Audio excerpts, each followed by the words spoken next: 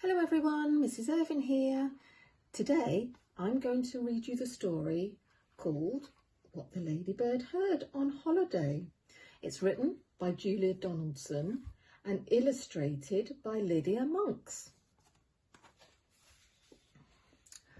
One fine day in the middle of May, the Ladybird went on holiday.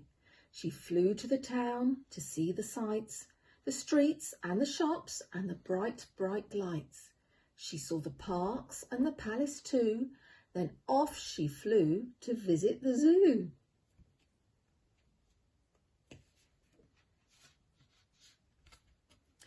And the crocodile snapped and the tiger growled, the lion roared and the monkeys howled. The elephant trumpeted, trump, trump, trump. Humph, said the camel with a great big hump. The hyena laughed and the hummingbird whirred, but the ladybird said never a word. But the ladybird saw and the ladybird heard. She saw two men she already knew. They were Lanky Len and Hefty Hugh. And she heard them chuckle, ho, ho, ho, we're going to kidnap Monkey Joe. We'll hide till there's no one else about. Then we'll pick the lock and we'll get Joe out. And if we give him lots of fruit, he'll do the job and he'll get the loot. The palace isn't far at all. Monkey Joe can scale the wall. He'll find out where the queen's asleep. Then, tiptoe into her room he'll creep. He'll open the sack and steal the crown. We'll soon be the richest men in town. The little spotty ladybird told the animals what she'd heard, and the crocodile snapped and the tiger growled, the lion roared and the monkeys howled. The elephant trumpeted, trump, trump, trump. Humph, said the camel with a great big hump.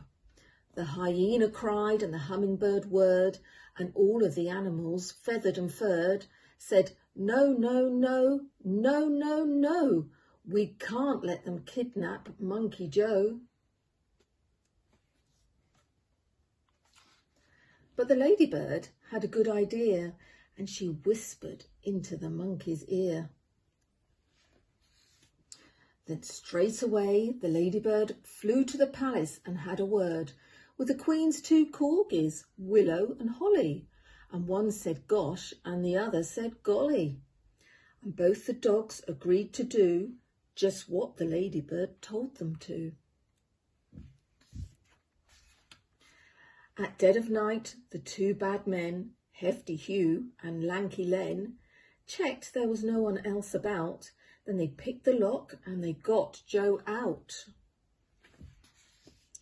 They carried him off to the palace gate, gave him a sack, then lay in wait.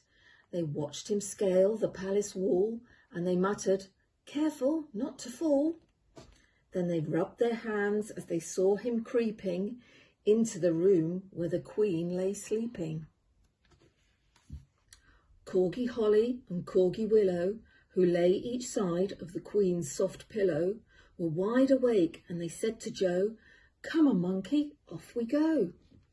They led the way while the queen still slept, and they showed young Joe where the bones were kept. Then they helped the monkey fill the sack, and they wagged their tails as they carried it back. The two thieves yelled, hip, hip, hooray! But now let's make our getaway. They carried the sack to a nice quiet park, where the only sound was a distant bark. They found a bench and both sat down, and Hugh said, time to see the crown. I just can't wait, said Lanky Len. They opened up the sack, but then you should have heard them moans and groans to find the sack was full of bones. Just then a dog came bounding up, and Hugh said, shoo, you greedy pup. Another dog was close behind, and then came dogs of every kind. A lurcher and a Labrador, a pig, a pug, then more and more. Black dogs, white dogs, grey and brown, it seemed like every dog in town. They seized the bones and gnashed and gnawed, tugged and tussled, pawed and clawed, then turned upon the robbers yelping, "How about a second helping?" The thieves took off with leaps and bounds, pursued by all the hungry hounds, while the monkey ran and the ladybird flew, with never a stop till they reached the zoo. Then the crocodile grinned and the tiger pranced, the lion leapt and the monkeys danced, the elephant trumpeted, trump, trump, trump.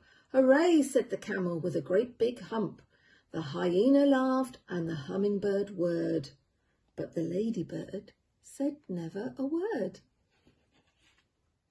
Well, I really hope you enjoyed listening to that story, and I hope you're all okay and we're missing you lots. See you soon. Bye.